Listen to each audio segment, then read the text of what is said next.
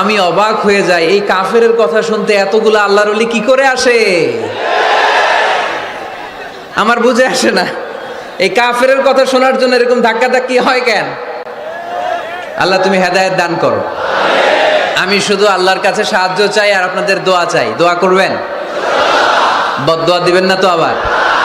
আর কে আমারে কাফের বললো, কে কি ফতোয়া দিল, আই ডোন্ট কেয়ার, ওইদিকে আমি তাকাই না। এর কারণ পিছনের দিকে তাকানোর সময় আমার নাই। চিল্লা এখন ঠিক কিনা?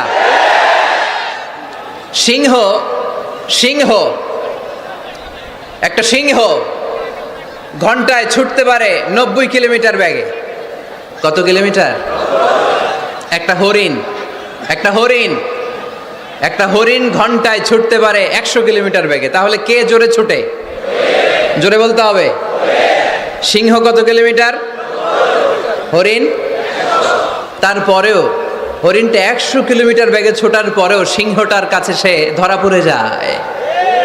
এর কারণ সিংহ যখন ধরার জন্য ছোটে সে শুধু সামনে তাকায়, সে পিছনে তাকায় না। আর হরিণ 100 কিলোমিটার বেগে ছোটার পরেও সে ধরা খেয়ে যাবার ভয়ে বারবার পিছনে তাকায়। আর পিছনে তাকার কারণে ওর গতিটা স্লো হয়ে যায় আর সিংহের হাতে বধ হয়ে যায়। পিছনে তাকাবার সময় আমাদের নাই। চিল্লায় বলো ঠিক কিনা? আমরা অহংকার শিখি নাই, আমরা হিংসা শিখি নাই। আমাদের বুকে আছে বুক ভরা ভালোবাসা। আমি বিএনপি বুঝি না, আওয়ামী লীগ বুঝি না, জাতীয় পার্টি বুঝি না, জামাত ইসলাম বুঝি না, তাবলীগ বুঝি না, পীরের মুরিদ বুঝি না। যারাই পড়েছে লা ইলাহা ইল্লাল্লাহ, তার জন্য আমাদের হৃদয়ে জায়গা আছে না নাই? মুসলমান কেন, হিন্দুদের জন্য আমাদের বুকে জায়গা আছে না নাই? হিন্দু ভাই যদি বলে আমি পড়বো আশহাদু আল্লা ইলাহা ইল্লাল্লাহ ওয়া আশহাদু আন্না মুহাম্মাদ রাসূলুল্লাহ, তার জন্য আমাদের দরজা খোলা আছে না নাই? This is the beauty of Islam. এটা ইসলামের সৌন্দর্য, এটা অনেকে বুঝতে চায় না। আল্লাহ আমাদেরকে সহি সমঝ দান করুক, আমরা পড়ি আমিন। হিংসা, বিদ্বেষ, অন্যের পিছু লেগে থাকা, গীবত করা, অন্যকে গালিগালাজ করা, অন্যকে কাফের মুশরিক বলে ফতুয়া দিয়ে এই পবিত্র মঞ্চগুলোকে নষ্ট হওয়া থেকে যেন আমরা বিরত থাকতে পারি। আওয়াজ করে পড়তে হবে আমিন। সূরা জুমআ আয়াত 10। এবং এই টপিকটা নিয়ে আমি কথা বলতে চাই প্রতিটি জেলায় জেলায়, যেখানে আল্লাহ তাআলা আমাদেরকে কাজের প্রতি উৎসাহিত করেছে, খেটে খাওয়ার জন্য উৎসাহিত করেছে। আমরা বসে বসে খেতে চাই না। রাজি আছো? কার পায়ে দাঁড়াবা? তো এতদিন কার পায়ে দাঁড়াইছো? নিজের পায়ে দাঁড়ানো মানে স্বাবলম্বী হওয়া। কি হওয়া? তো আমরা নিজের পায়ে দাঁড়াতে চাই। কার পায়ে? আমরা স্বাবলম্বী হতে চাই। কি হতে চাই? কাজ করার অনেক সুযোগ আছে। Just you have to generate new ideas, priceless ideas. You have to generate this. আপনাকে নতুন নতুন আইডিয়া দিতে হবে। নতুন নতুন আইডিয়া দিলেই আপনি মার্কেটে হিট করে ফেলবেন। আজকে সব গোমর ফাঁস করে দিয়ে গেলাম। কোটিপতি আর মিলিয়নিয়ার, বিলিয়নিয়ার হালাল পন্থায় যারা হতে চাও, your job is just produce new idea. নতুন নতুন কি লাগবে? আইডিয়া লাগবে। আইডিয়ার অনেক দাম। এই যে কিছুদিন আগে উবার নামে একটা কোম্পানির নাম শুনেছো তোমরা? কি নাম? গাজীপুরে চলে, শুধু শহরে না, ঢাকায়। আমি ওদের ব্যাপারে একটা রিপোর্ট পড়ে অবাক হয়েছি। এই উবারের কোনো পুঁজিপাতি কিছু নাই, ওদের কিছু অফিস আর স্টাফ। মানুষের গাড়ি দিয়ে ওরা ব্যবসা করে। মানে কইয়ের তেল দিয়ে কি ভাজে? কই ভাজে। এটাও বুঝেন আপনারা? কইয়ের তেল দিয়ে কই ভাজা। ওরা just they launch a company and they set up some staff. Company আছে, স্টাফ আছে, আর একটা মোবাইল অ্যাপস আছে। এই মোবাইল অ্যাপসের মধ্যে দিয়ে where you intend to go, কোথায় যেতে চান লিখবেন, কোন জায়গা থেকে যেতে চান লিখবেন, গাড়ি এসে হাজির।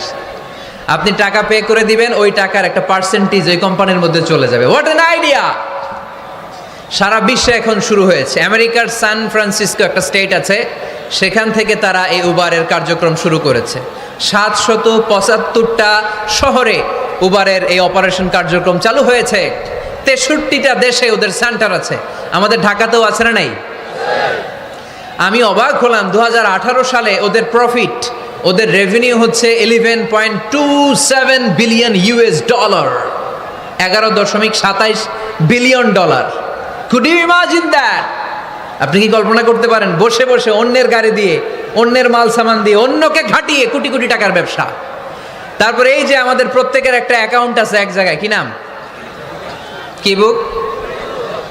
কি বুক? সবাই জানেন? হুজুর আপনারও আছে? মাশাআল্লাহ। এই যে ফেসবুকের জন্য আমরা খেটে যাচ্ছি, দিন নাই রাত নাই, আমরা যে স্ক্রলিং করছি, লাইক দিচ্ছি, শেয়ার দিচ্ছি, we all are the staff of Facebook. আমরা সবাই ফেসবুকের এমপ্লয়ি, কাজ করে যাচ্ছি। Just idea. এই আইডিয়া দেওয়ার কারণে কোটি কোটি বিলিয়ন ডলারের ওর মালিক বানাই দিছে কে? এজন্য নতুন নতুন আইডিয়ার দরকার আছে না নাই? আমাদের বাংলাদেশের ছেলেদের ভালো আইডিয়া আছে, তার প্রমাণ ওরা বানাইছে উবার, আমরা বানাইছি পাঠাও। আমরা বানাইছি কি? পাঠাওয়ে চড়ছেন কারা কারা দেখি? ওরে আল্লাহ, all are the smart guys, মাশাআল্লাহ, হাত নামান। পাঠাও তো উবারের চেয়ে আরো দুর্দান্ত আইডিয়া। প্রাইভেট কার যেতে পারে না জ্যামের মাঝখানে, কিন্তু পাঠাও হচ্ছে মোটরসাইকেল রাইড, চিপাচাপা দিয়ে চলে যায়। আছে না নাই? তো এরপরে নতুন কি আসবে, এই দায়িত্বটা তোমার মাথা থেকে বের করতে হবে। এই এন্টারপ্রেনারশিপ, নতুন করে উদ্যোগী হতে হবে। এই ভাইয়ের মতো বিলিয়নিয়ার হতে চাও, মিলিয়নিয়ার হতে চাও, you have to generate new ideas. নতুন নতুন আইডিয়াই তোমাকে হালাল পন্থায় বিলিয়নিয়ার বানাতে পারে, ঠিক কি না? আত-তাজির আস-সাদুক আল-আমিন মা'আন নাবিয়্যিন ওয়াস সিদ্দীকিন ওয়াশ শুহাদা ওয়াস সালিহিন। আমানতদার, সত্যবাদী ব্যবসায়ী কিয়ামতের দিন নবীদের সাথে, শাহীদদের সাথে, সিদ্দীকিনদের সাথে, সৎ কর্মশীল ব্যক্তিদের সাথে দাঁড়িয়ে যাবে। চিৎকার করে পড়েন সুবহানাল্লাহ। এজন্য নতুন নতুন যত আইডিয়া আছে এগুলো আমাদের মাথা থেকে বের করতে হবে, তাহলেই আমাদের ব্যবসায় বরকত দিবে কে? সম্মানিত সুধী, তাই বলছিলাম আমরা নিজের পায়ে দাঁড়াতে চাই, আমরা কিছু করে দেখাতে চাই, আমরা স্বাবলম্বী হতে চাই। পরিশ্রম করতে হবে, পরিশ্রমের কোনো বিকল্প নেই। There is no alternative way to struggle. Struggle তোমাকে করতেই হবে। কেউ তোমার জন্য স্পেস তৈরি করে দিবে না। এই পৃথিবীতে কেউ কাউকে জায়গা দেয় না, এই পৃথিবীতে এসে জায়গা করে নিতে হয়। চিৎকার দিয়ে বলো ঠিক কিনা? হুঙ্কার দিয়ে পৃথিবীবাসীকে জানিয়ে দিতে হয় আমি এসেছি। মায়ের পেট থেকে যখন আমরা বেরোই, আমরা কি বলি? ওয়াও ওয়াও বলে নিজের অস্তিত্বের জানান দেই যে আমি এসেছি, এই পৃথিবীতে আমি জায়গা করে নিতে এসেছি। Life is not a bed of roses. এই পৃথিবী ফুলের বিছানো সজ্জা নয়। এখানে কষ্ট করতে হবে, পরিশ্রম করতে হবে, ঘাম ঝরাতে হবে। পরিশ্রমের ঘামে যে লোনা পানি থাকে, ওই লোনা পানিতে জন্ম নেয় সফলতার বীজ। এজন্য পরিশ্রম করতে হবে। সব নবীরা পরিশ্রমী ছিলেন, সব নবীরা কাজ করেছেন। সূরা জুমার এই 10 নম্বর আয়াতে আল্লাহ তাআলা আমাদেরকে মোটিভেট করে শিখাতে চেয়েছেন যে স্বাবলম্বী হও, নিজের পায়ে দাঁড়াও, কাজের সময়ে কাজ, নামাজের সময়ে নামাজ। আজকে এই স্লোগানটা এই মাহফিলের শুরুতে, মাঝখানে, শেষে বারবার বলে আমরা মুখস্থ করে নিয়ে যাব। কাজের সময় সবাই বলেন নাই তো?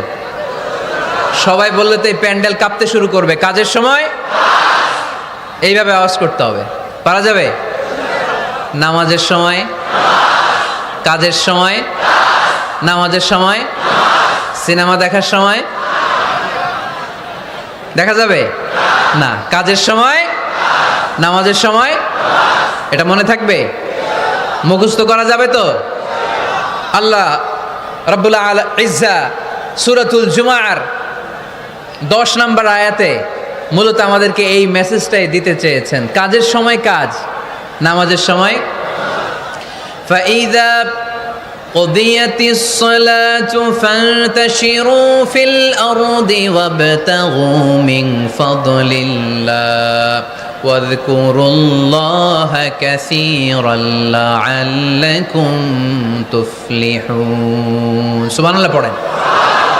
আল্লাহ বললেন যখন তোমাদের নামাজ শেষ হয়ে যায়, ফাইদা কুদিয়াতিস সালাতু, যখন সালাত শেষ হয়ে যায়, ফান্তাশিরু ফিল আরদি, জমিনে ছড়িয়ে পড়ো, ওয়াবতাগু মিন ফাদলিল্লাহ, আল্লাহর দেয়া ফজল তালাশ করো, রিজিক তালাশ করো, ওয়াযকুরুল্লাহা কাসীরান, আল্লাহর জিকির বেশি বেশি করো, লাআল্লাকুম তুফলিহুন, তোমাদেরকে সফল বানায়া দিবে কে? সিস্টেমটা খেয়াল করেন। ফাইদা কুদিয়াতিস সালাহ, যখন সালাত শেষ, ফান্তাশিরু ফিল আরদ, when you are done with your salah, spread out to your workplace, তোমার কাজের জায়গায় চলে যাও। নাকি মসজিদে বসে থাকবেন? নামাজ শেষে কি করতে হবে? কাজের জায়গায় চলে যেতে হবে। এটা ইসলামের নিয়ম, এটা বিশ্বনবীর সুন্নাহ, এটা আল্লাহর দেয়া পদ্ধতি। ফাইদা কুদিয়াতিস সালাতু, যখন সালাত শেষ হয়ে যাবে, ফান্তাশিরু ফিল আরদ, জমিনে ছড়িয়ে পড়ো, আবতাগু মিন ফাদলিল্লাহ, আল্লাহর রিজিক তালাশ করো। জমিনের মধ্যে আল্লাহর ফাদাল আছে, রিজিক আছে, এই রিজিকগুলো তালাশ করো। মসজিদে বসে থাকলে এই ফদল বা রিজিক কি পাওয়া যাবে? যাবে না। মসজিদে ঢুকলে রহমত পাওয়া যায়। গাজীপুরের ভাইয়ের আওয়াজ তুলে বলেন, মসজিদে ঢুকলে কি পাওয়া যায়? এজন্য মসজিদে যখন আমরা ঢুকি, কোন পা দিয়ে ঢুকি? ডান পা দিয়ে ঢুকেই আমরা বলি আল্লাহুম্মা ফতাহলি আবওয়াবা রাহমাতিক, O Allah open for us the door of your mercy. আল্লাহ আমাদের জন্য আপনার সব রহমতের দরজাগুলো খুলে দেন। কারণ মসজিদে ঢুকলেই রহমত দেয় কে? আর মসজিদ থেকে যখন বের হই তখন রহমত নয়, তখন পাওয়া যায় ফদল। যে ফদলের কথা আল্লাহ ইয়াতে বললেন, আবতাগু মিন ফাদলিল্লাহ, এই ফদল মানে হচ্ছে রিজিক। তাই মসজিদ থেকে যখন বেরোই, কোন পা দিয়ে বেরোই? আর কি দোয়া পড়ি? আওয়াজ করে বলেন, আল্লাহুম্মা ইন্নী আসআলুকা মিন ফাদলিক, মানে হে আল্লাহ, আমি আপনার কাছে আপনার ফদল চাই, রিজিক চাই। দুনিয়ার কেউ রিজিক দিতে পারে না, রিজিক দিতে পারে কে? এই রিজিক আমি আপনার কাছে চাই। আবার আল্লাহ বললেন, হুয়াল্লাযী জাআলা লাকুমুল আরদা যালুলা ফামশু ফি মানাকিবিহা ওয়া কুলু মির রিজকি ওয়া ইলাইহিন নুশুর। তিনি তো এমন সত্তা যিনি তোমাদের জন্য জমিনটারে বানিয়েছেন সাহালাতুল মাসালিক, সহজে হাঁটা যায়, চলা যায়, চারা বীজ রোপণ করা যায়, চাষাবাদ করা যায়। আল্লাহ বললেন, জমিনের আনাচে কানাচে ঘুরে বেড়াও, জমিনের মধ্যে তোমাদের জন্য রিজিক রেখে দিয়েছে কে? এই জমিনের সব জায়গায় রিজিক আছে। আপনি জমিনের পাহাড়ে যাবেন, পাহাড়েও রিজিক আছে। জানেন পাহাড়ে কি চাষ হয়? হ্যাঁ, জুম চাষ হয়। বাংলাদেশের পাহাড়ে জুম চাষ হয়, আর মালয়েশিয়ার পাহাড়গুলোতে সব চাষ হয়।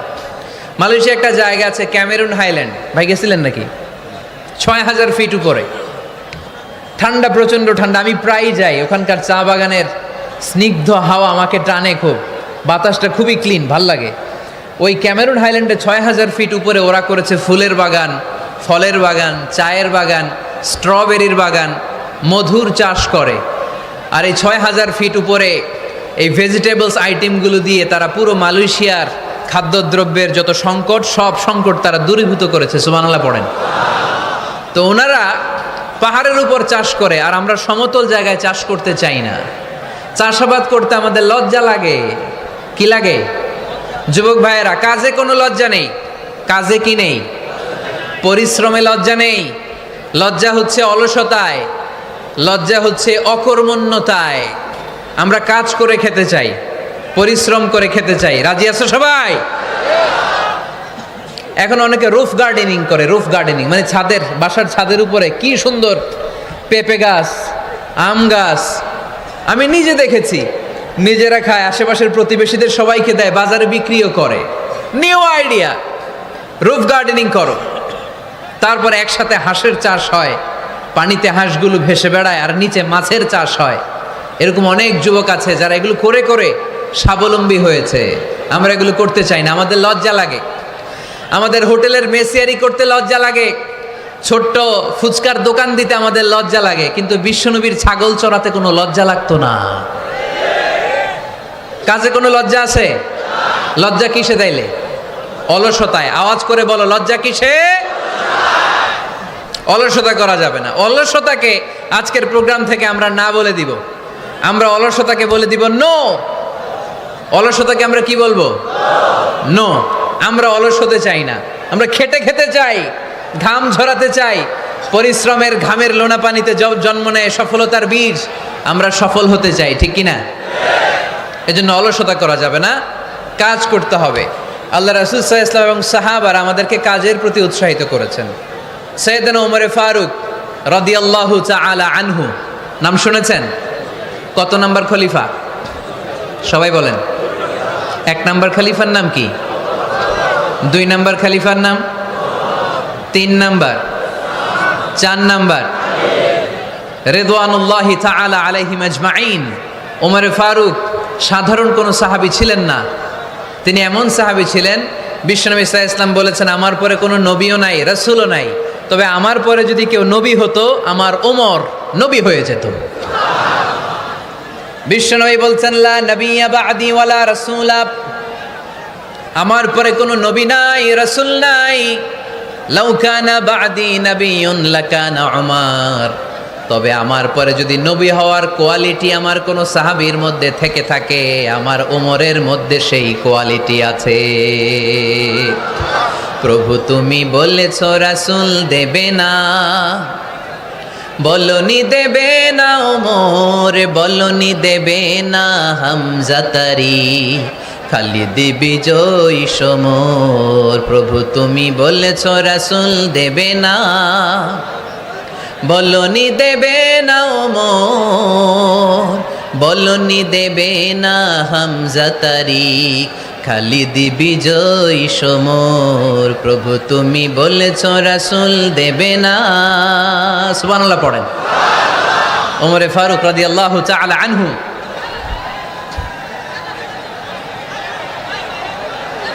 ভাইজান দোয়া করে দেই, কষ্ট হচ্ছে অনেক। শেষ করে দিব, আলোচনা শেষ করে দিব। আর কয়েক মিনিট শুনবেন, শুনবেন শুনবেন তো বারবার এরকম আওয়াজ করলে কি শোনা যাবে? এই ছেলেরা, এই অডিও শোনো না তোমরা? অডিও, অডিওতে চেহারা দেখা যায় নাকি? বসো, তোমরা অডিও শুনবে, এরা ভিডিও দেখবে। বসো, আওয়াজ নাই। আমি শুরুতেই বলেছি কানগুলো খরগোশের মতো খাড়া করে শোনো। অডিও রেকর্ডের মধ্যে কি চেহারা দেখা যায়? এখানে যারা দেখতে পান ওই দিকে তাকা, ওই যে ওই যে ওখানে প্রজেক্টর আছে, আওয়াজ করা যাবে না। আলোচনার মাঝখানে বক্তাকে এত ডিস্টার্ব করলে বক্তা তার আলোচনার ফ্লো হারিয়ে ফেলে। সে কি বলছিল এটা সে ভুলে যায়। সে মাথার মধ্যে কি কি পয়েন্টস, কি কি মেসেজগুলো শেয়ার করার জন্য সে আগাচ্ছিল এটা সে ভুলে যায়। এজন্য আর কয়েক মিনিট কথা বলবো, আর কষ্ট দিব না আপনাদেরকে, একটু চুপ থাকবেন। দ্বিতীয় খলিফার নাম কি ছিল? সবাই বলেন কি নাম? সাইয়েদনা ওমর ফারুক রাদিয়াল্লাহু তাআলা আনহু। ওনারে মুনাফিকরা খুব ভয় পেত। কারা? মুনাফিক চিনেন তো? ভিতরে এক বাইরে আরেক, তার নাম? সবাই বলেন ভিতরে এক বাইরে আরেক, তার নাম মুনাফিক। ইউযহিরু খিলাফা মা ইউবতিন, আরবিতে কি বলে? ইউযহিরু খিলাফা মা ইউবতিন, প্রকাশ করে একটা, ভিতরে আরেকটা। ভিতরে এক বাইরে আরেক, তার নাম? সবাই বলেন ভিতরে এক বাইরে আরেক, তার নাম? আমরা কি মুনাফিক হতে চাই? এরা যখন যে সুবিধাজনক অবস্থানে থাকে তখন তার সাথে থাকে। ডান দিকে যে বলে আপনি ভালো, আমি আপনার দলের লোক। বায়ে যে বলে আরে না এটা খারাপ, আপনি ভালো, আমি আপনার দলের লোক। এরকম আছে না নাই? যখন যে ক্ষমতায় তখন তারে তেল মারে। যেদিকে বৃষ্টি আর তুফান ওইদিকে ছাতা ধরে। আছে না নাই? বাংলাদেশে একটা গান চলছিল কিছুদিন, শুনতাম, মধু হই হই বিষ হাবাইলা। সূরাতুল মুনাফিকুনের তাফসীর বোঝানোর জন্য এটা আমার জন্য খুব সহজ ছিল। মধু হই হই বিষ হাবাইলা। বলে মধু, বলে কি? বাটির মধ্যে নিয়ে আসছে, বলে এটা মধু, বলে কি? আসলে এটা কি? জোরে বলেন। আমরা কি মুনাফিক হতে চাই? না। আমরা কি হতে চাই? মুনাফিকরা হচ্ছে এদিকেও যায় না আবার ওদিকেও যায় না, মুযাবযাবিন। They all the time long in dilemma. They don't know where to go. They don't know where to proceed. কোন দিকে যাবে জানে না, ডানেও না বায়েও না। নেহি এদার নেহি ওদার, দারমিয়ান মে সাদার বাদার। এরকম আছে না? না, উপর দিয়া ফিটফাট, ভিতর দিয়া সদরঘাট। সদরঘাট এখনো ফিটফাট হয় নাই। তো এই মুনাফিকের অবস্থা হচ্ছে উপরে ফিটফাট, ভিতরে সদরঘাট। আমরা কি মুনাফিক হতে চাই? কি হতে চাই? মুমিন হতে চাই। এই মুনাফিকের দলগুলো মদিনাতুল মুনাওয়ারাতে ওমরে ফারুককে খুব ভয় পেত। ওমরে ফারুককে দেখলে তারা থারথার করে কাঁপত। শুধু মুনাফিকরাই নয়, খোদ ইবলিস শয়তানও সাইয়েদনা ওমরে ফারুককে দেখলে ভয় পেত। আমরা আমাদের ছেলে মেয়েদেরকে যদি খাবার না খায় আমরা কি বলি? আম্মু খাবার খাও। কি আসবে? ভূত আসবে, বিড়াল আসবে, বাঘ আসবে। এগুলো গাজীপুরে বলে না বোধহয়। আপনাদের ছোট্ট মেয়েটা যদি রাত্রে খেতে না চায়, আপনারা লোকমা তুলে কি বলেন? এই তাড়াতাড়ি খাও, কি আসবে? ভূত, ভূত আসবে। তো মদিনার সমাজে মদিনার ছোট্ট কচিকাচা সোনারমণিরাও রাতে খেতে চাইতো না। মদিনাতুল মুনাওয়ারার মায়েরা রাত্রিবেলা খাবার নিয়ে বাচ্চাদেরকে বলতো, মা তাড়াতাড়ি খাও, হা হুয়া ইয়াতি উমর, ওই যে উমর আসতেছে, উমর ইসলামের দ্বিতীয় খলিফা। আসাদুহুম ফি আমরিল্লাহি উমর, আল্লাহর জমিনে আল্লাহর দ্বীন বাস্তবায়নের জন্য সবচেয়ে শক্তিশালী ছিল ওমর। চিল্লায় পড়েন সুবহানাল্লাহ। এই ওমরে ফারুক রাদিয়াল্লাহু তাআলা আনহু যে রাস্তা দিয়ে হাঁটতো, শয়তান ওই রাস্তা রেখে দিয়ে অন্য রাস্তা দিয়ে হাঁটতো। মা সালাকা শাইতানু ফাজ্জান সালিকান ইল্লা সালাকা ফাজ্জান গায়রা ফাজ্জিক। বিষ্ণু বলছেন, ওমর, শয়তান তোমারে দেখে এত ভয় পায়, তুমি যে রাস্তা দিয়ে হাঁটো শয়তান তোমারে দেখলে ওই রাস্তা রেখে দিয়ে অন্য রাস্তা দিয়ে হাঁটে। চিল্লায় পড়েন সুবহানাল্লাহ। সাইয়েদনা ওমরে ফারুক মসজিদে নববীর ইমাম। এদিকে তাকান, আমার দিকে তাকান, আমার দিকে তাকান। উনি প্রত্যেক নামাজের ইমামতি করতে আসতেন মসজিদে নববীতে। জোহরের নামাজে ইমামতি করলেন। ইমামতি করে দেখলেন নামাজ শেষ, সবাই বের হয়ে চলে যায়। এটাই ইসলামের নিয়ম, ঠিক কিনা? ফাইদা কুদিয়াতিস সালাতু ফান্তাশিরু ফিল আরদ ওয়াবতাগু মিন ফাদলিল্লাহ। নামাজের সময় খায়া ফেলাইছি, নামাজের সময়, কাজের সময়, নামাজের সময়, কাজের সময়। ফাইদা কুদিয়াতিস সালাহ, যখন নামাজ শেষ হয়, ফান্তাশিরু ফিল আরদ, জমিনে ছড়িয়ে পড়ো। এটা ইসলামের আইন। তার মানে আল্লাহ বোঝাতে চাইলেন নামাজের সময় মসজিদে চলে যাও। নামাজ যখন শেষ হয়ে যাবে, শিক্ষক চলে যাবে স্কুলে, কৃষক চলে যাবে ফসল খেতে, মেম্বার অব দ্য পার্লামেন্ট চলে যাবে সংসদ ভবনে, ব্যবসায়ীরা চলে যাবে শপিং মলে, ঠিক কিনা? কাজে চলে যাও। ওমরে ফারুক নামাজের ইমামতি করিয়ে নামাজ শেষ করলেন, সবাই চলে গেল।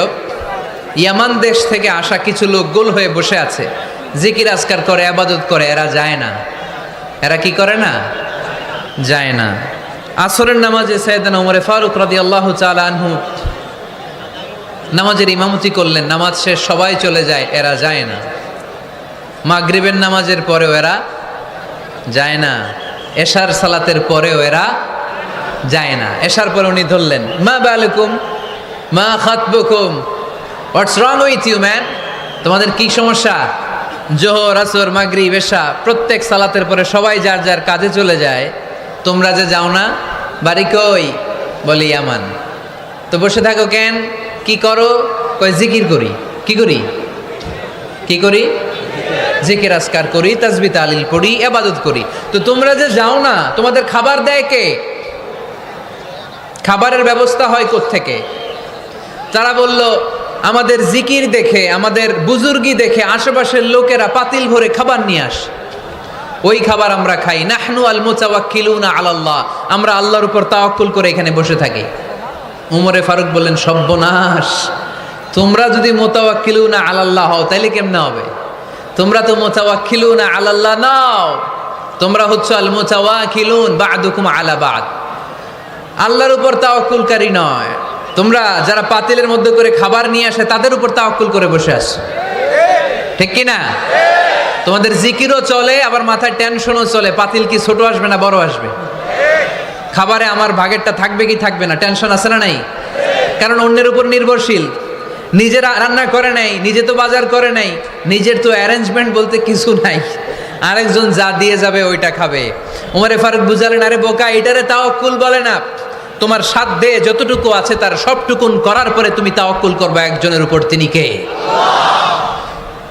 এক সাহাবী বললেন, ইয়া রাসূলুল্লাহ, ইয়া হাবিবাল্লাহ সাল্লাল্লাহু আলাইহি ওয়াসাল্লাম, আমি অনেক দূর থেকে সফর করে এসেছি, এই যে আমার ওটের রশিটা, এটা ছেড়ে দিয়ে যদি আমি ঘুমিয়ে যাই, আল্লাহর উপর তাওয়াক্কুল করি, আমার ওটটা বসে থাকবে নাকি?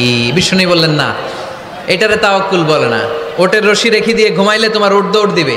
এ আকিলহা সুম্মা তাওয়াক্কাল আলাল্লাহ, ওটের রশিটা আগে দড়ি দিয়ে ভালো করে গাছের সাথে বাঁধো, তারপরে তাওয়াক্কুল করবো একজনের উপর। তিনি কে? আগে বাঁধতে হবে, তারপরে তাওয়াক্কুল। আগে কাজ করতে হবে, তারপরে তাওয়াক্কুল।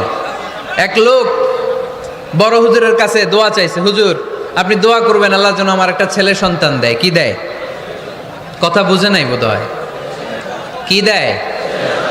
ছেলে সন্তান দেয়। তো হুজুর অনেক দোয়া করে দিছে, বড় হুজুর, আল্লাহ তারে তুমি ছেলে সন্তান দিও। তো ছেলে সন্তান হয় নাই। তার পরের বছর এসে আবার হাজির, হুজুর একটু দোয়া করেন আমার জন্য আল্লাহ একটা ছেলে সন্তান দেয়। হুজুর আবার দোয়া করলেন, কিন্তু ছেলে আর হয় নাই। পরের বছর এসে আবার হাজির, হুজুর একটু দোয়া করেন। কি দোয়া করব বাপ? বলে হুজুর দোয়া করেন আল্লাহ যেন আমার একটা ছেলে সন্তান দেয়। হুজুর আবার দোয়া করলেন। এর পরের বছর এসে আবার হাজির, কয় হুজুর ছেলে সন্তান। হুজুরকে ঘটনা কি? ঘটনা কি? এর সন্তান হয় না কেন? বললো বাবা তুমি কি বিয়ে করছো? কয় না। সন্তান হবে কোত্থেকে? আগে তো বিয়ের পর্বটা সার, তারপরে তাওয়াক্কুল করবি কার উপর? বিষ্ণু বললেন তাগদু খেমাসান তারুহু বেতানান, পাখিগুলোর মতো যদি সকালবেলা তাওয়াক্কুল করে বের হয়ে যাও, প্রতিটা পাখি, আপনাদের গাজীপুর এলাকায় পাখির বাসা আছে নাকি? কি পাখি আছে? বাবুই পাখি? হ্যাঁ, কি পাখি? সব আছে। তো এই পাখিগুলো এই গাজীপুরের বিভিন্ন গাছপালার উপরে যে নিড় বানিয়েছে বাসা, দেখবেন সকালবেলায় এই পাখিগুলো আল্লাহর উপর তাওয়াক্কুল করে বের হয়ে যায়। এই পাখিগুলো জানে কোন জায়গায় ওর রিজিক আছে। এই পাখিগুলোর রিজিকের ব্যবস্থা করলো কে? সারাদিন শেষে পাখিগুলো আবার ওদর পূর্তি করে এই পাখিগুলোরে নিড়ে ফিরিয়ে দেয় কে? জানে না কোথায় খাবার আছে। আমাদের ফ্রিজ আছে, ফ্রিজ, ডিপ ফ্রিজ, 7 দিনের বাজার করে ডিপ ফ্রিজের মধ্যে খাবার রেখে দেই। পাখিদের ডিপ ফ্রিজ আছে নাকি? আমাদের টাকা বেশি ঘরের মধ্যে হয়ে গেলে ব্যাংকের মধ্যে অ্যাকাউন্টে ফেলে দিয়ে আসি। পাখিদের কোনো ব্যাংক অ্যাকাউন্ট আছে নাকি? আহা, তারুহু তাকদু খিমাসান তারুহু বেতানান, সকালবেলা পাখিগুলো কিচির মিচির আল্লাহর জিকির করে বের হয়ে যায়। বিকেলবেলা প্রতিটা পাখির পেটে খাবার দিয়ে আবার ফিরিয়ে দেয় কে?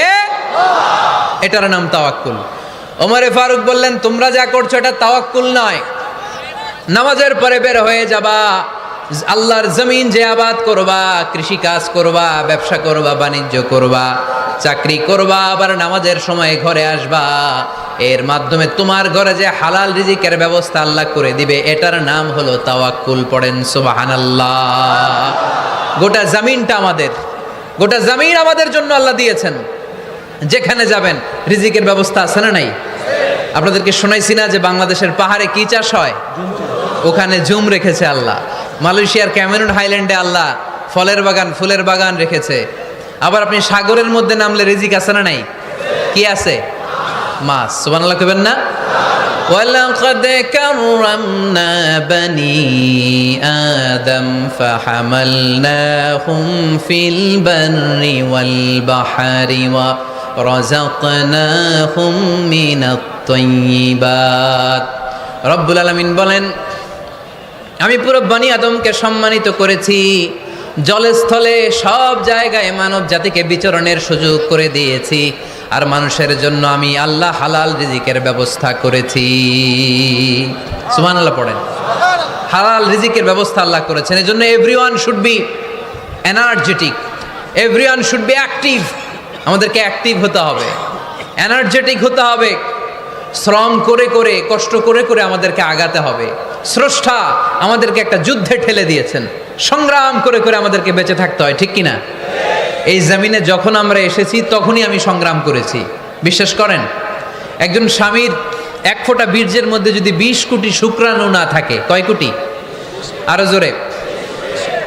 20 কোটি শুক্রাণু যদি না থাকে, 20 কোটি বা 2 কোটি শুক্রাণু যদি না থাকে, তাহলে ওই শুক্রাণু থেকে কোনো মানব সন্তান মায়ের পেটে জন্ম নেয় না। তাহলে চিন্তা করেন, ওই 20 কোটি শুক্রাণুর মধ্যে আমি একটা শুক্রাণু, ঠিক কিনা? এতগুলো শুক্রাণু ডিম্বাণুকে আঘাত করে অ্যাক্টিভ হতে চেয়েছিল, ওই 2 কোটির মধ্যে বাকি সবগুলোরে হারিয়ে চ্যাম্পিয়ন হয়েছিলাম সেদিন মায়ের গর্ভে আমি। চিল্লায় বলো ঠিক কি না? সেদিন আমার হাত ছিল না, সেদিন আমার পা ছিল না, আমার চোখ ছিল না, আমার রেসপিরেটরি সিস্টেম ছিল না, আমার ব্রেইন সচল ছিল না, আমার মামা ছিল না, আমার দাদা ছিল না, আমার গায়ে শক্তি ছিল না।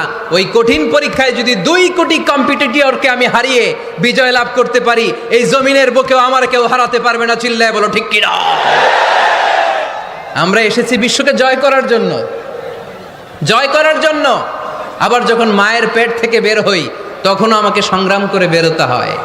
এইখানে তোমরা আমার ছোট্ট সোনামণিরা সিজারে হইছো কারা কারা? দেখি সিজারে, যে হুজুর আমি সিজারে পৃথিবীতে এসেছি।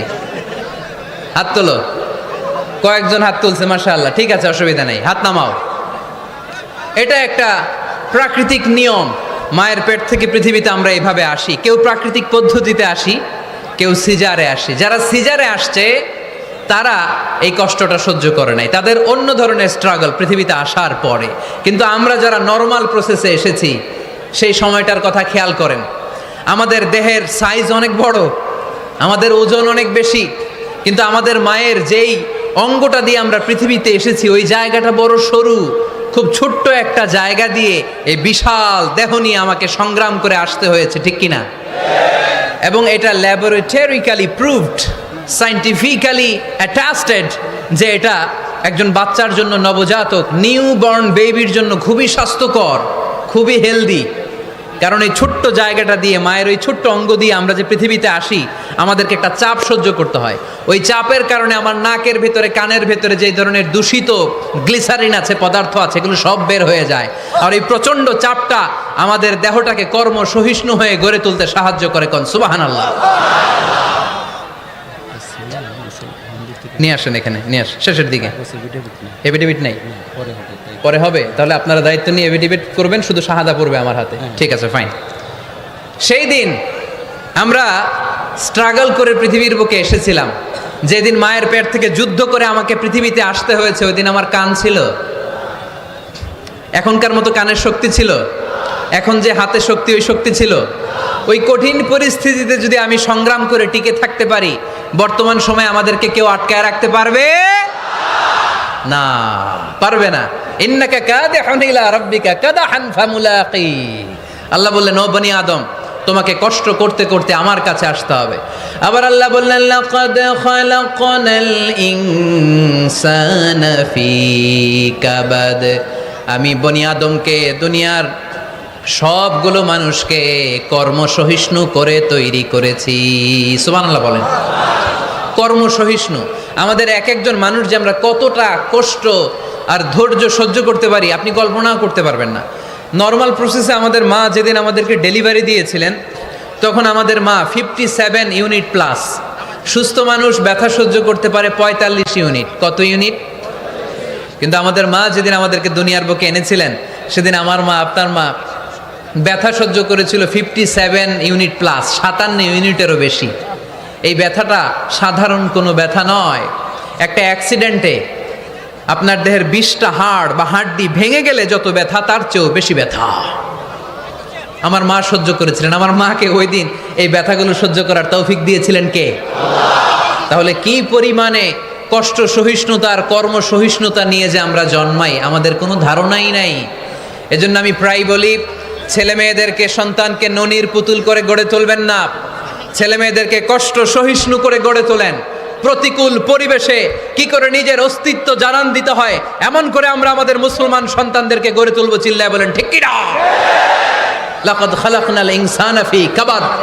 আমি মানুষকে দুঃখ কষ্টের মধ্যে তৈরি করেছি। সম্মানিত সুধী, আমরা বলছিলাম কাজের সময়, আরো জোরে বলতে হবে, কাজের সময়, নামাজের সময়, আর ভরসা করতে হবে একজনের উপর। তিনি কে? কাজে কোনো লজ্জা আছে? লজ্জা কিসে? অলসতায়। আমরা অলস হতে চাই না। রসুল বাত্তালে দুক্কানু শয়তান। অলস মস্তিষ্ক শয়তানের আড্ডাখানা। আমরা নিজের পায়ে দাঁড়াতে চাই, আমরা স্বাবলম্বী হতে চাই, আমরা সাস্টেইনেবল ডেভেলপমেন্ট গোলের পক্ষে, আমরা মিলেনিয়াম ডেভেলপমেন্ট গোলের পক্ষে, আমরা বাংলাদেশকে উন্নতির শিখরে নিয়ে যাওয়ার পক্ষে। চিল্লায় বলেন ঠিক কিনা? আমরা আগে দুনিয়ার কল্যাণ চাই, এটা ইসলামের নিয়ম। আগে কি আখেরাত চাই না আগে দুনিয়া চাই? জোরে বলেন।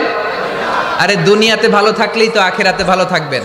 এজন্য আল্লাহ আমাদেরকে শিখালেন, পড়ো রব্বানা আতিনা ফিদ দুনিয়া হাসানাহ ওয়া ফিল আখিরাতি হাসানাহ ওয়া কিনা আযাবান নার।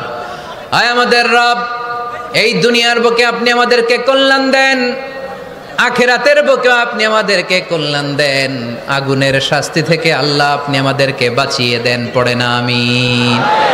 তাহলে আগে দুনিয়া, তবে দুনিয়াকে হৃদয়ে স্থান দেয়া যাবে না। দুনিয়াকে বশ করে হাতে নিব, কিন্তু হৃদয়ে থাকবে আখিরাত। জোরে বলতে হবে ঠিক কি না? নিজ হাতে উপার্জিত সম্পদের চেয়ে শ্রেষ্ঠ কোনো সম্পদ আর হতে পারে না। আমার দিনমজুর ভাইয়েরা, কুলি মজুর ভাইয়েরা, রিক্সাওয়ালা ভাইয়েরা, ফ্যাক্টরি ওয়ার্কার যারা, আপনারা আল্লাহর কাছে অনেক সম্মানিত। আপনাদের উপার্জন হালাল। আপনাদের এক পা এমনি জান্নাতে ঢুকে আছে। এখন শুধু এক পা ঢুকাইলে চলবে? পা কয়টা? আরেকটা ঢুকানোর দরকার আছে না নাই?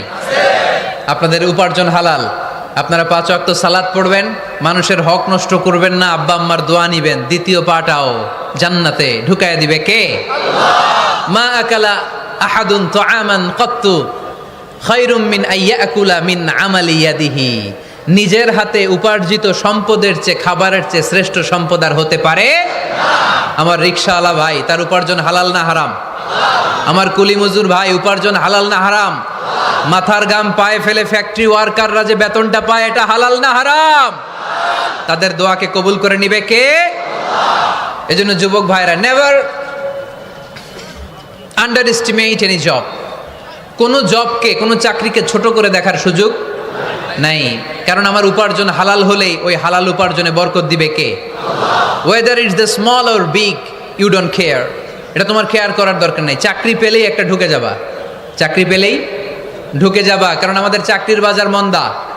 আমাদের বাংলাদেশ, ভারতে কোন একটা চাকরির জন্য চেয়েছে 8 পাস, ওইখানে অ্যাপ্লাই করে ডক্টরেট ডিগ্রি দাঁড়িয়ে আসে না নাই?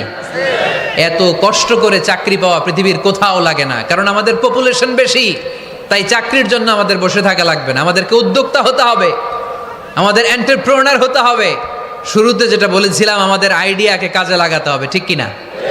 আর যাই করব আমরা ভালোভাবে করব। ভালোভাবে করলে ওই কাজে বরকত দেয় কে? আল্লাহ। ভালোভাবে করার জন্য আল্লাহ তাআলা সূরাতুল মুলকে আমাদেরকে গাইডলাইন দিয়েছেন। রব্বুল আলামিন বলেন, আল্লাযী খালাকাল মাউতা ওয়াল হায়াতা লিয়াবলুয়াকুম আইয়ুকুম আহসানু আমালা। তিনি এমন সত্তা যিনি তোমাদের তৈরি করেছেন, জীবন আর মৃত্যুকে তৈরি করেছেন এই জিনিসটা পরীক্ষা করবার জন্য, তোমাদের মধ্য থেকে কে ভালোভাবে কাজ করে। সুবহানাল্লাহ। কে বেশি আমল করে, আল্লাহ এটা বলছে, নাকি কে ভালো আমল করে?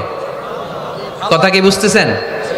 যদি বেশি আমল করার কথা আল্লাহ বলতো, তাহলে এই আয়াতটা হতো লিয়াবলুয়াকুম আইয়ুকুম আকসারু আমালা। কিন্তু আল্লাহ কি এই আয়াতে আকসারু আমালা বলেছে? আলেম যারা আছেন তারা আমার সাথে সাথে বলেন, আল্লাহ কি আকসারু আমালা বলেছে? আল্লাহ কি বলেছে? লিয়াবলুয়াকুম আইয়ুকুম আহসানু আমালা। কে ভালো করে কাজ করে, উইথ প্রফেশনালিজম। আপনি যেটাই করেন না কেন, আপনাকে প্রফেশনালিজমের সাথে করতে হবে, তাহলে ওই কাজে বরকত দিবে কে? ছোট হোক বড় হোক, এটা কোনো সমস্যা? যাই করি না কেন কিভাবে করব? ভালোভাবে। আওয়াজ করে বলেন, কিভাবে করব? যে কোনো কাজ করো না ভাই, যে কোনো কাজ করো, তা যেন হয় সবার চেয়ে সবচেয়ে সুন্দর। যে কোনো কাজ করো না ভাই, যে কোনো কাজ করো, তা যেন হয় সবার চেয়ে সবচেয়ে সুন্দর। হোক না সেটা পড়া লেখা, রঙের ভাষায় ছবি আঁকা। হোক না সেটা পড়া লেখা, রঙের ভাষায় ছবি আঁকা। হোক না সেটা সামান্য কাজ কিংবা মহত্তর, তা যেন হয় সবার চেয়ে সবচেয়ে সুন্দর। যে কোনো কাজ করো না ভাই, যে কোনো কাজ করো, তা যেন হয় সবার চেয়ে সবচেয়ে সুন্দর। চিৎকার করে বলতে হবে, ঠিক কিনা? যাই করি না কেন সেটা যেন সবচেয়ে সুন্দর হয়। You have to make the best out of you. You have to try your level best. তোমার সাধ্যের যতটুকু আছে তার সবটুকু করতে হবে, বাকি বরকত তার কল্যাণ আমাদেরকে দান করবে কে? বিষ্ণু ঈসা ইসলাম কখনো অলসতাকে উৎসাহিত করেন নাই, ভিক্ষাবৃত্তিকে উৎসাহিত করেন নাই, তিনি পরিশ্রমকে অ্যাপ্রিসিয়েট করেছেন। এক সাহাবী রাদিয়াল্লাহু তাআলা আনহু এসে বললেন, ইয়া রাসূলুল্লাহ, আমাকে কিছু দান করেন, আ'তিনি শাইআন। বিষ্ণুনবী বললেন, তুমি ভিক্ষা করো, তোমার ঘরে কিছু নাই? সাহাবী বললেন, লা ইয়া রাসূলুল্লাহ, কিছু নাই। বিষ্ণু ঈসা ইসলাম আবার প্রশ্ন করলেন, কিছুই নাই? সে বলল, হ্যাঁ আছে। কি আছে? একটা জামা আছে, জামা, আর আছে একটা পানি খাওয়ার জগ। দুইটা জিনিস আছে, একটা কি আর একটা পানি খাওয়ার জগ। বিষ্ণু বললেন, দুইটা নিয়ে আস। সাহাবী রাদিয়াল্লাহু তাআলা আনহু জামার জগ নিয়ে এসে বিষ্ণু ঈসা ইসলামের হাতে দিলেন। বিষ্ণুনবী জামার জগটা ধরে বললেন, মাইয়াশতারি হাযাইন, কে আছো আমার সাহাবীদের মধ্যে এই দুইটা জিনিস কিনতে চাও? এক সাহাবী দাঁড়িয়ে বললেন, ইয়া রাসূলুল্লাহ, ইয়া হাবিবাল্লাহ, আনা আশতারি হিমা বিদিরহাম। এই দুইটা জিনিস, একটা জামা, একটা পানি খাওয়ার জগ, আমি 1 দিরহাম দিয়ে কিনে নিতে চাই। পড়েন সুবহানাল্লাহ। বিশ্বনবী বললেন, 1 দিরহাম তো কম হয়ে যায়, 1 দিরহামের চেয়ে বেশি দিয়ে কেনার মতো যদি কেউ থাকে একটু হাত তোলো। মাইয়াজিদু আলা যালিক, এর চেয়ে বেশি দাম দিয়ে কেনার মতো কেউ আছো নাকি? আরেক সাহাবী হাত তুলে বললেন, ইয়া রাসূলুল্লাহ, ইয়া হাবিবাল্লাহ, আশতারিহিমা বিদিরহামাইন, আমি 1 দিরহাম নয়, আপনার সম্মানে 2 দিরহাম দিয়ে জিনিসগুলো কিনে নিতে চাই। 2 দিরহাম। বিষ্ণুনবী বললেন, ওকে ফাইন, ডান, 2 দিরহামে বিক্রি হয়ে যাবে। দিয়ে দেওয়া হলো। 2 দিরহাম নিয়ে বিষ্ণু ঈসা ইসলাম ওই আগন্তুক ভিক্ষুক সাহাবীর হাতে দিয়ে বললেন, যাও, 1 দিরহাম দিয়ে তোমার পরিবার পরিজনদের জন্য খাবার কিনে নিয়ে যাও, আর 1 দিরহাম দিয়ে একটা কুঠার কিনে নিয়ে আসো। কি কিনে নিয়ে আসো? সবাই বলেন। কুঠার চিনেন আপনারা? কুঠার দিয়ে কি করে? গাছ কাটে। ওই সাহাবী 1 দিরহাম দিয়ে একটা কুঠার কিনে নিয়ে আসলেন। বিশ্বনবী সাল্লাল্লাহু আলাইহি ওয়াসাল্লাম নিজ হাতে ওই কুঠারের একটা হাতল লাগায় দিলেন। সুবহানাল্লাহ পড়তে পারলেন না মজা করে? হাতল ছাড়া কুঠার ধরা যায়? ধরা যায় না। বিশ্বনবী কাঠের একটা হাতল লাগায় দিলেন। এই হাতলটা দিয়ে বিশ্বনবী বললেন, try to imagine the attitude of the last messenger Muhammad সাল্লাল্লাহু, he changed the world for the better and made us better creature. তার নাম কি? কি নাম? হি ওয়াজ মুহাম্মদ সাল্লাল্লাহু আলাইহি ওয়াসাল্লাম। Muhammad, mercy upon mankind, teacher of all mankind, Abul Qasim, Ya Habibi, Ya Muhammad, Ya Shafi'i, Ya Muhammad, Khairu Khalqillahi Muhammad, Ya Mustafa, Ya Imam al-Mursalin, Ya Mustafa, Ya Shafi'al Alamina. পড়েন সবাই। Ya Mustafa, Ya Imam al-Mursalin, Ya Mustafa, Ya Shafi'al Alamina. He taught us to be just and kind, and to feed the poor and hungry, help the wafer and the orphan child, and to not be cruel and miserly. His speech was soft and gentle, like a mother stroking her child. His mercy and compassion were most radiant when his smile was Muhammad sallallahu alayhi wasallam. Muhammad, mercy upon mankind, teacher of all mankind, Abul Qasim, Ya Habibi, Ya Muhammad, Ya Shafi'i, Ya Muhammad, Khairu Khalqillahi Muhammad, পড়েন সবাই, ইয়া মুস্তাফা ইয়া ইমামাল মুরসালিন ইয়া মুস্তাফা ইয়া শফিআল আলামিন ইয়া মুস্তাফা ইয়া ইমামাল মুরসালিন ইয়া মুস্তাফা ইয়া শফিআল আলামিন মুহাম্মদ। সুবহানাল্লাহ পড়েন। হি ওয়াজ মুহাম্মদ সাল্লাল্লাহু আলাইহি ওয়াসাল্লাম। বিশ্বনবী নিজ হাতে ওই সাহাবীর কুঠারের ভেতরে একটা হাতল লাগাইয়া দিলেন। ঘটনা মনে আছে নাকি নাশিদ শুনে ভুলে গেছেন? ঘটনা মনে আছে সবার? তিনি হাতল লাগাই দিলেন আর বললেন, যাও, গায়ে শক্তি আছে, তাগড়া যুবক, এই কুঠার নিয়ে জঙ্গলে যাও, জঙ্গলে যে কাঠ কাটো, লাকড়ি বানাও, বাজারে যে বিক্রি করো। লা ইয়াহতাতিবা আহাদুকুম হাজমাতান ফি যাহরিহি খায়রুম মিন আই ইয়াসআলা আহাদান ফায়ুতিয়াহু আও ইয়ামনাহু। যাদের গায়ে জোর আছে, শক্তি আছে, পরিশ্রম করে লাকড়ির বোঝা পিঠে নিয়ে বাজারে বিক্রি করা অনেক ভালো কারো কাছে হাত পাতার চেয়ে। কারণ তুমি হাত পাতলে লোকজন তোমারে দিতেও পারে, নাও দিতে পারে, কিন্তু পরিশ্রম কখনো বৃথা যায় না। What is the moral of the story? রাসূল সাল্লাল্লাহু আলাইহি ওয়াসাল্লামের এই প্রফেটিক স্টোরি থেকে আমাদের শিক্ষা কি? বিশ্বনবী বললেন, যাও, কাঠ কেটে নিয়ে আসো। লা উরিদু আন আরাকা 15 আইয়াম, সামনের 15 দিন আমি যেন আমার চোখ দিয়ে তোমার আমার আশেপাশে ঘুরঘুর করতে না দেখি। সাহাবী চলে গেলেন, কাঠ কাটতে আরম্ভ করলেন, বাজারে বিক্রি করতে আরম্ভ করলেন। 15 দিনের ব্যবধানে 10 দিরহাম নিয়ে বিশ্বনবীর দরবারে ওই সাহাবী হাজির হয়ে গেলেন। 10 দিরহাম নিয়ে হাজির হয়ে গেলেন। এসে বললেন, ইয়া রাসূলুল্লাহ, ইয়া হাবিবাল্লাহ, আমি আর দরিদ্র নাই, আমি আর ভিক্ষা করি না, আমি নিজের পায়ে দাঁড়িয়েছি, আমি স্বাবলম্বী হয়েছি, আমি অন্যান্য খেটে খাওয়া মানুষের মতো এখন উপার্জন করে আমার ফ্যামিলির চাহিদা মিটাই। পড়েন সুবহানাল্লাহ। What is the moral of the story? এই প্রফেটিক স্টোরি থেকে আমাদের জন্য শিক্ষা হচ্ছে, বিষ্ণু ঈসা ইসলাম চাইলেই ওই 2 দিরহাম দিয়ে বলতে পারতেন, যাও, এটা দিয়ে খাবার কিনে খাও। দুপুরবেলা খাইতো, রাত্রেবেলা আবার জাকাতের লাইন ধরতো। কথা কন? তার মানে বিষ্ণু ঈসা ইসলাম কাজের প্রতি উৎসাহিত করেছেন। 2 নাম্বার লেসন বা শিক্ষা হচ্ছে, বিশ্বনবী সাল্লাল্লাহু আলাইহি ওয়াসাল্লাম পার্মানেন্ট সলিউশন করে দিয়েছেন, স্থায়ী সমাধান। ঠিক কিনা? আমরা প্রায় জাকাতের শাড়ি দেই, লুঙ্গি দেই, আছে না নাই? আলহামদুলিল্লাহ, আপনাদের গাজীপুরে বোধহয় এগুলো নাইটাই, এখানে নাই, আছে? যদি থেকে থাকে এই ট্র্যাডিশন আপনারা বন্ধ করবেন।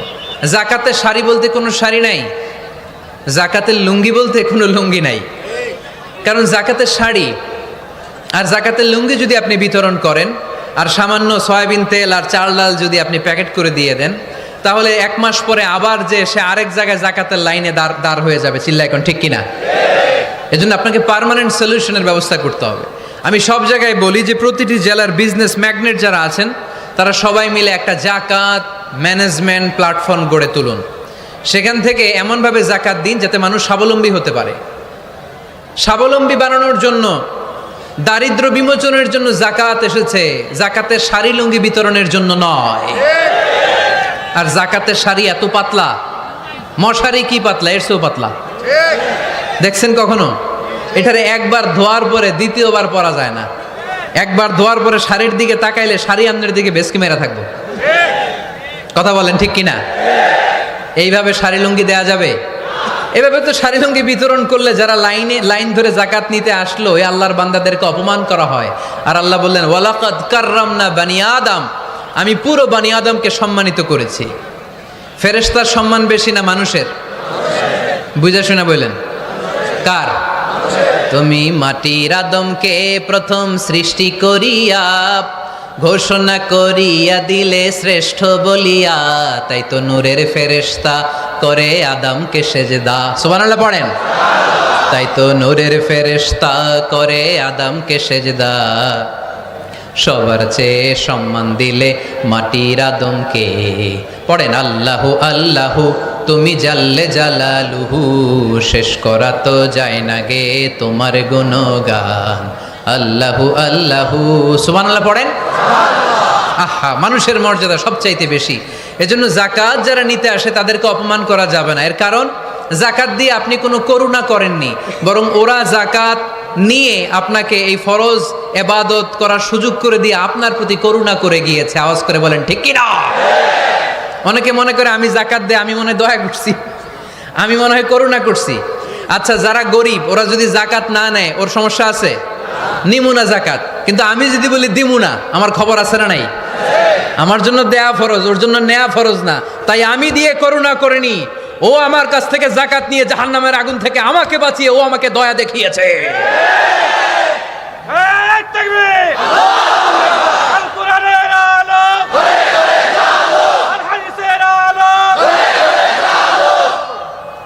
এজন্য জাকাত দারিদ্র বিমোচনের জন্য। কিভাবে জাকাত দিবেন?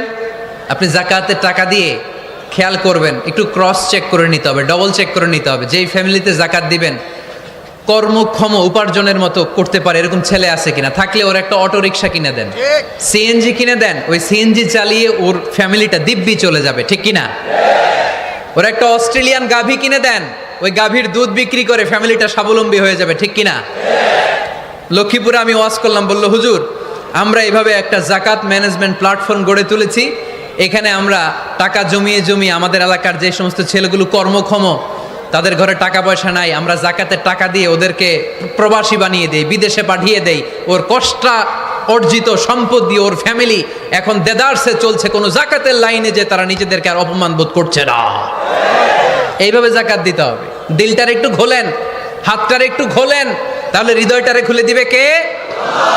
দে জাকাত, দে জাকাত তোরা দে রে জাকাত, দে জাকাত, দে জাকাত তোরা দে রে জাকাত, তোর দিল খুলবে পরে আগে খুলু খাত, দে জাকাত, দে জাকাত তোরা দে রে জাকাত। পড়েন আমিন।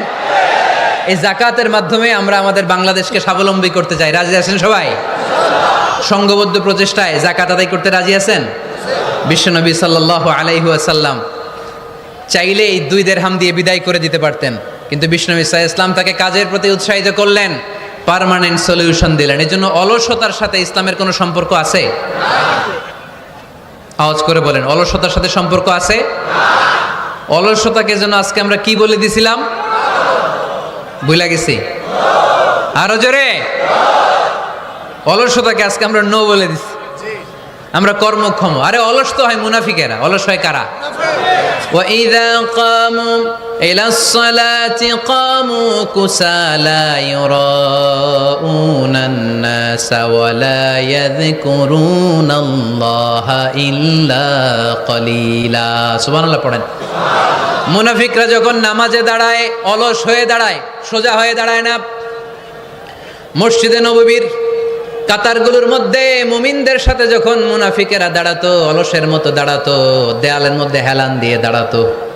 এরকম আছে না অনেকে অলস? কিন্তু আমরা যারা মুমিন, আমরা নামাজে দাঁড়ালে কি আমাদের হৃদয়ে অলসতা আসে নাকি হৃদয়টা সজীব হয়ে ওঠে? আমাদের হৃদয়কে নামাজে দাঁড়ালে সজীব করে দেয় কে? কিদুশ শাইতানু আলা কাফিয়াতি রাসি আহাদিকুম ইযা হুয়া নাম। আমরা যখন রাতে ঘুমোতে যাই, শয়তান আমাদের মাথার পিছনে অলসতার 3টা গিট মারে। কি মারে? এই যে রশি দিয়ে এরকম বাঁধে, যে এটার গাজীপুরে আপনারা কি বলেন? গিট্টু। হ্যাঁ, গিট্টু। আচ্ছা, তো শয়তান আমরা যখন ঘুমোতে যাই আমাদের মাথার পেছনে অলসতার 3টা গিট্টু মারে। আমরা যখন ঘুম থেকে উঠে ফাইনিস্তাইকাযা ওয়া যাকারাল্লাহ, ঘুম থেকে ওঠার দোয়া পড়ে আলহামদুলিল্লাহিল্লাযী আহইয়ানা বা'দা মা আমাতানা ওয়া ইলাইহিন নুশুর, আমরা ঘুমালেই 3টা গিট্টু মেরে শয়তান একটা মন্ত্র পড়ে দেয়, আলাইসা লাইলুন তাওয়িলুন ফারকুদ। আরে ঘুমা, অনেক লম্বা রাত। আরে ঘুমা, অনেক লম্বা রাত। আরে আরামসে ঘুম মার, অনেক লম্বা রাত। এই মন্ত্র পড়ে 3টা গিট মারে। আমরা যখন ঘুম থেকে উঠে ঘুমের দোয়া পড়ে ফেলি, একটা গিট্টু খুলে দেয় কে? আল্লাহ। আবার ঘুম থেকে উঠে দোয়া পড়ার পরে ফাইদা তাওয়াদ্দা ইনহাল্লাত উকদা, ওয়াশরুমে ঢুকে ইস্তেনজা করে যখন আমরা ওযু করে ফেলি, অলসতার 2য় গিট্টু খুলে দেয় কে? আল্লাহ। ফাইন সাল্লাত ইনহাল্লাত উকদা, ওযু করার পরে মুসাল্লা বিছিয়ে যখন নামাজের জন্য দাঁড়িয়ে যায়, অলসতার 3 নাম্বার গিট্টুটাও খুলে দেয় কে? আল্লাহ। ফাসবাহা নাশীতান তাইয়িবান নাফস, he become enthusiastic, he become very active, he become very energetic, বিষ্ণু ইসা ইসলাম বললেন তখন সে এনার্জেটিক হয়ে ওঠে, অ্যাক্টিভ হয়ে ওঠে, সজীব হয়ে ওঠে। তাহলে সালাত আমাদেরকে অলস বানায় না, সালাতে আমরা সজীব হই। সালাতে অলস হয় যারা মুনাফিক, তারা চিল্লায় বলেন ঠিক কিনা। এজন্য বিশ্বনবী বললেন কাজে লজ্জা নাই, আমি কাজ করে খাই। মা বাসাল্লাহু নাবিয়ান ইল্লা রাআল গনাম। বুখারীর বর্ণনায় বিশ্বনবী বললেন পৃথিবীর বুকে এমন কোন নবী নাই যেই নবীকে দিয়ে আল্লাহ ছাগল চড়ায় নাই। সুবহানাল্লাহ পড়েন। মা বাসাল্লাহু নাবিয়ান ইল্লা রাআল গনাম, ছাগল চড়ায় নাই এমন কোন নবী পৃথিবীতে আসে। সাহাবারা বললেন ইয়া রাসূলুল্লাহ বলেন কি, আপনিও আপনিও আপনিও ছাগল চড়িয়েছেন? বিষ্ণু বললেন নাম নাম, আমিও। ওয়া ইন্নী কুনতু আরআহা আলা কারারিতি আহলি মক্কা, আমি তো অল্প কিছু পারিশ্রমিকের বিনিময়ে মক্কা শহরের লোকদের ছাগলগুলো চড়িয়ে দিতাম। সুবহানাল্লাহ বলতে অনেক কষ্ট হয়েছে। বিশ্বনবী ছাগল চড়িয়ে খেতেন। কি নবী ছিল আমার! আহা, এত সুন্দর মানুষ, এত পরিচ্ছন্ন মানুষ, ছাগল চড়াতেন। অহংকার করতেন না, বিশ্বনবীর অহংকার ছিল না। সুবহানাল্লাহ পড়েন। শুধু কি বিশ্বনবী, সব নবীকে দিয়ে আল্লাহ ছাগল চড়িয়েছেন। কারণ ছাগল হচ্ছে খুব টেরা একটা প্রাণী, তাই না? ছাগল এত টেরা, ছাগলের গলার রশি ধরে যদি আপনি ডানে টান দেন, এটা কোন দিকে যাবে? বায়ে টান দিলে, সামনে টানলে, পিছনে টানলে পারা যায় কিছু?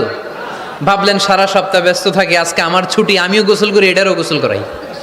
রশি ধরে আপনি পুকুরে নামাবেন, এটা ওর বাপের কিরা এমনি দাঁড়াবে, ঠিক কিনা? ওরে টেনে নামানো যায় না, এর কারণ ওর নাম কি? কথা কয় না। এজন্য আমরা বলি পাগলে কি না কয়, ছাগলে কি না খায়। ও বুঝে না তো, ওর ভালো চাইলে ও বুঝতে চায় না। আল্লাহ বুঝাতে চাইলেন নবীরা ছাগল চড়াও, সবচেয়ে টেরা প্রাণী। ছাগল চড়ায় তোমাদেরকে ট্রেনিং পিরিয়ড শেষ করছি, কারণ এরপরেও ছাগলের চেয়ে আরেকটা টেরা প্রাণী আছে, মানব জাতি, এদেরকে চড়াইতে হবে। যদিও মানুষ আশরাফুল মাখলুকাত, কিন্তু মানুষের মধ্যে ছাগলের চেয়ে টেরা কিছু আছে না নাই? উলাইকা কাল আনআম বাল হুম আদাল, এরা ছাগল নয়, এগুলো ছাগলের চেয়েও নিকৃষ্ট। চিল্লায় বলেন ঠিক কিনা। এমন কোন নবী নাই যেই নবী ছাগল চড়ায় নাই। সুবহানাল্লাহ পড়তে হবে। সব নবীরা কাজ করে খেয়েছেন। সাইয়েদনা আদম আলাইহিস সালাম, ইব্রাহিম আলাইহিস সালাম চাষাবাদও করেছেন। সাইয়েদনা মুসা আলাইহিস সালাম চাষ করেছেন। দাউদ আলাইহিস সালাম নিজ হাতে বর্ম বানিয়েছেন, ছুরি বানিয়েছেন। আওয়াজ করে পড়েন সুবহানাল্লাহ। তাহলে কাজে কোনো লজ্জা আছে? লজ্জা কিসে? আর আজকের মাহফিল থেকে অলসতাকে আমরা কি বলে দিয়েছি? কাজের সময়, নামাজের সময় কাজে কোনো লজ্জা নেই। বিষ্ণু ইসলাম কাজ করে খেতে বলেছেন। প্রিয় ভাইয়েরা, বেশিরভাগই এখানে ফ্যাক্টরি ওয়ার্কার। আপনারা হাত তুলে আমাকে জানান দিয়েছেন শুরুতে। কর্মজীবী মানুষদেরকে বিশ্বনবী এত ভালোবাসতেন, মেহনতি মানুষদেরকে এত পছন্দ করতেন। বিদায় হজের ভাষণেও বাদ যায়নি মেহনতি মানুষদের কথা। তিনি বলেছেন খবরদার খারাপ আচরণ করবে না, নিজেরা যা খাবে তাদেরও তা খাওয়াবে, নিজেরা যা পড়বে তাদেরকেও তা পড়াবে। আতুল আজিরা আজরাহু ক্বাবলা আইয়াজিফা আরাকু, সুনানি ইবনে মাজার হাদিস। শ্রমিকের ঘাম শুকিয়ে যাওয়ার আগে তার পারিশ্রমিক দিয়ে দাও।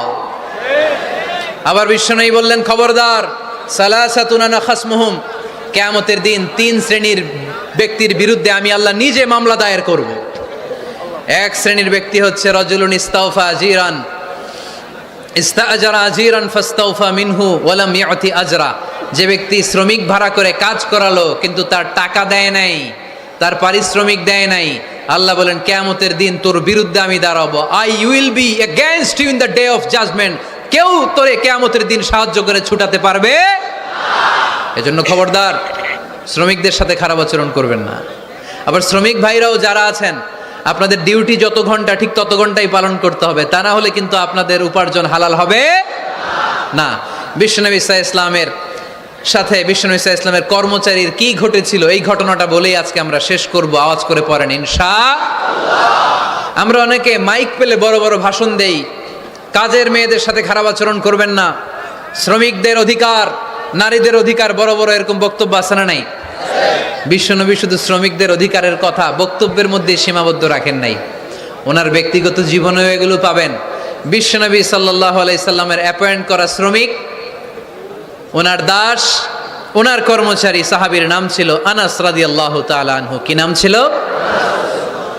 উনি বিশ্বনবীর ব্যাপারে কি কমেন্টস করছে আমরা শুনে আজকের আলোচনার ইতি টানবো। আওয়াজ করে পড়তে হবে ইনশাআল্লাহ। সাধারণত কর্মচারীরা মালিকের বিরুদ্ধে ভালো কথা বলে ইল্লা মাশাআল্লাহ। অনেক মালিক আছে অনেক ভালো, তাদের ব্যাপারে আবার ভালো বলে। সাধারণত কারো ব্যাপারে যদি আপনি তথ্য নিতে চান, আপনি তার ওয়াইফের কাছ থেকে তথ্য নেন, তার কর্মচারীর কাছ থেকে নেন, তার বাড়ির দারোয়ান থেকে নেন, তার ঘরের কাজের মহিলার কাছ থেকে নেন, তার ড্রাইভারের কাছ থেকে নেন, তাহলেই তার ব্যাপারে আসল সব তথ্য বের হয়ে আসবে। দেখুন বিশ্বনবীর কর্মচারী বিশ্বনবীর ব্যাপারে কি বলে। সাহাবীর নাম সবাই বলতে হবে, সাহাবীর নাম রাদিয়াল্লাহু তাআলা আনহু। উনি বললেন বিশ্বনবী যখন মক্কা থেকে মদিনায় হিজরত করলেন, হাজার হাজার মদিনাবাসী বিশ্বনবীর সাথে দেখা করতে গেল। যারাই দেখা করে সবাই বিশ্বনবীর হাতে কিছু না কিছু হাদিয়া দেয়। যারাই দেখা করে হাতে করে বিশ্বনবীর হাতে কিছু না কিছু দিয়ে দেয়। সুবহানাল্লাহ পড়ে। তাহাদাও তাহাব্বু, একে অপরকে হাদিয়া দিবেন, মহব্বত বাড়ায় দিবে কে? হাজব্যান্ড স্ত্রীকে গিফট করবেন, স্ত্রী আবার হাজব্যান্ডকে গিফট করবেন, বন্ধু বন্ধুকে গিফট করবেন, গার্লফ্রেন্ড আবার বয়ফ্রেন্ডের গিফট করতে যায় না, তাহলে ভেজাল আছে না নাই? চেক এন্ড ব্যালেন্স করতে হবে। আমি প্রায় বলি ভালোবাসবেন জায়গা মতো, স্ত্রীকে ভালোবাসলেও সওয়াব আছে না নাই? স্ত্রীর সাথে অন্তরঙ্গ সময় কাটালেও সওয়াব আছে না নাই? কিন্তু এই সময় যদি শালীর সাথে কাটান ঝামেলা আছে না নাই? ভাবির সাথে কাটালে ভেজাল আছে না নাই? যারাই বিশ্বনবীর সাথে দেখা করে সবাই বিশ্বনবীর হাদিয়া দেয়। সাইয়েদনা আনাস রাদিয়াল্লাহু তাআলা আনহু বর্ণনা করেন, আমার আম্মা যেন দেখা করতে আসলেন আমাকে নিয়ে, আমি ছোট্ট আনাস। আমার আম্মা জান দেখলেন লাম ইউবকি রাজুলুন ওয়ালা ইমরাআতুন মিনাল আনসার ইল্লা আতহাফাকা বিতুহফাতিন ইয়া রাসূলুল্লাহ। আমার আম্মা এসে বলে, ও রাসূলুল্লাহ, মদিনার যারাই আপনার সাথে দেখা করতে আসলো সবাই এসে আপনারে হাদিয়া দেয়। ওয়া ইন্নী লা আকদিরু আলা মা উতহিফুকা বিহি, ও নবী আমার তেমন কোনো সাধ্য নাই যে আমি আপনারে হাদিয়া দেব, আমার কাছে কোনো টাকা পয়সা নাই। ছোট্ট ছেলে আনাস রে নিয়ে এসে বলল, ইয়া রাসূলুল্লাহ, মদিনার সব লোকের আপনার সাথে দেখা করে আর হাদিয়া দেয়, আমি গরিব মানুষ, আমি আপনারে কি হাদিয়া দেব গো নবী? আমার তো হাদিয়া দেওয়ার মতো কিচ্ছু নাই। ইল্লা ইবনি হাদা, আমার নাড়ছেড়া ধন, আমার কলিজার টুকরা সন্তান এই আনাস ছাড়া আমি আমার কলিজার টুকরা সন্তান আনাস রেই আপনারে হাদিয়া দিয়ে দিলাম।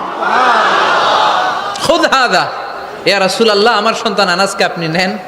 ইয়াখদুমুক মা বাদালাক, সে যদ্দুর পারে আপনারে খেদমত করবে। সাইয়েদনা আনাস বলেন, সেদিন থেকে আমি বিশ্বনবীর খাদেম। কি আর খেদমত করব, নবীর মেসওয়াক এনে দেই, জামা এনে দেই। 10 বছর খেদমত করার পরে বিশ্বনবীর খাদেমের মুখে শুনুন বিশ্বনবী কেমন আচরণ করতেন সাইয়েদনা আনাস রাদিয়াল্লাহু তাআলা আনহুর সাথে। সাইয়েদনা আনাস বলেন, খাদিমতু রাসূলুল্লাহি 10 সিনিন, 10টি বছর আমি আমার বিশ্বনবীর পেয়ারা নবীর খেদমত করলাম। ফামা দরাবানি, একদিনের জন্য বিশ্বনবী আমার গায়ে হাত তোলা নাই, পড়েন সুবহানাল্লাহ। ওমা সাব্বানি, একদিনের জন্য আমার গালি দেয় নাই, বকা দেয় নাই। ওমা আবাসা ফি ওয়াজহি, একদিনের জন্য বিশ্বনবী বিরক্তির চেহারা নিয়ে আমার দিকে তাকায় নাই, ভ্রু কুচকে এরকম আমার দিকে তাকায় নাই। আমরা রেগে গেলে বিরক্ত হলে কি করি? আমাদের ভ্রুগুলো কুচকে যায়।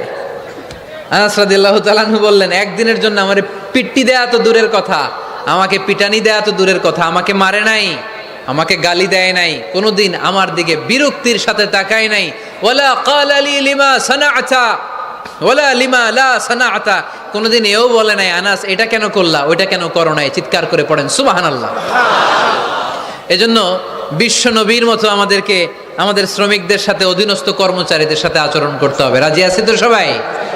এন্তেকালের আগে বিশ্বনবী সাল্লাল্লাহু আলাইহি সাল্লাম 2টা কথা বললেন। কয়টা? 1 নম্বরে বিষ্ণু ঈসা ইসলাম বললেন আসসালাত, আসসালাত, নামাজ, নামাজ, উম্মতেরা নামাজ, নামাজ ছেড়ে দিও না।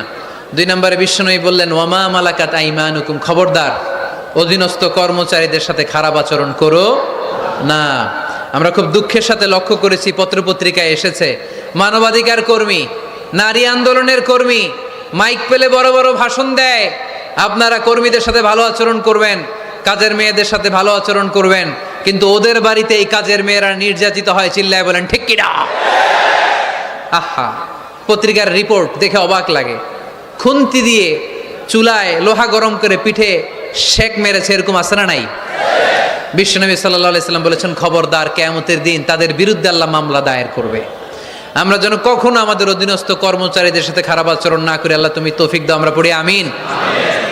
এজন্য শ্রমিক মালিকের সম্পর্ক হচ্ছে চেক অ্যান্ড ব্যালেন্সের সম্পর্ক। যারা শ্রমিক তাদের দায়িত্ব হচ্ছে মালিকের যে হক সেটা আদায় করা, যত ঘন্টা তার সাথে চুক্তি হয়েছে তার পুরোটা আদায় করা।